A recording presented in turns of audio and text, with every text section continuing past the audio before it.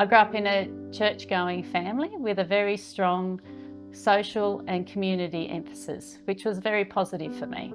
As a teenager, I went to our church youth camp and there was an opportunity to give my life to Jesus, so I took it.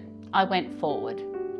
My best friend also went forward and she talked about the wonderful presence of Jesus that washed over her.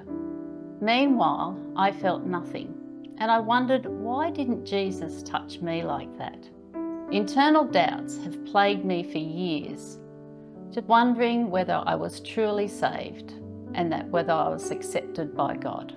While I was going through this struggle of my salvation, I met David, who is now my husband. He knew that for certain that he was a Christian, because the Bible told him in Romans 10:9 that if you confess with your mouth that Jesus is Lord and believe in your heart that God raised him from the dead, then you will be saved. So he believed that he was truly a Christian. He also gave me the verse in John 20:29. Jesus said, "Because you have seen, you believed. Blessed are those who have not seen me and believed." As much as I wanted to hang on to these verses, the doubts were stronger and I struggled to believe whether I was truly a Christian. As God would have it, when David and I moved to Narrabri as newlyweds, the only house that was available was a hot, un-air-conditioned tiny box next door to a little Pentecostal church. We were generally fearful about going to that church because of our upbringing. But the pastor, Michael Skews, had been taught in Sunday school by David's mother back in Katingal. And if this connection had not been made, there was no possible way we would have entered that church. But Michael, knowing our concerns, he said if there was anything unbiblical that happened in the church, then he would change it. So we went. It was all very unusual for me, but I knew that God was in this place and I wanted what they had. And I was still wrestling with my doubts of salvation. It was in this church, with my eyes tightly closed, worship happening all around me, that again I cried out to God that I may feel his presence.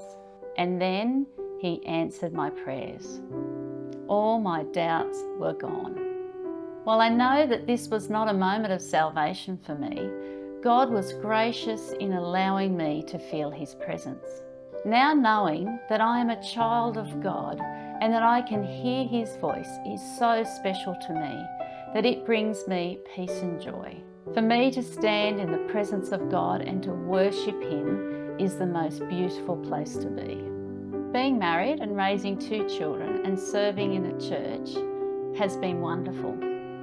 But over the years, I've faced turmoil that has rocked me and has brought me to my knees in tears.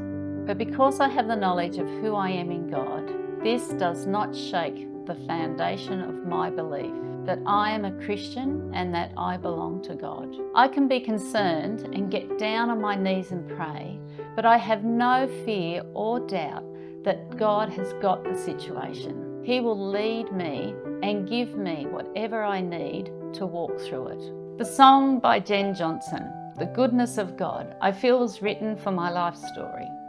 All my life you have been faithful. All my life you have been so, so good. With every breath I am able, I will sing of the goodness of God.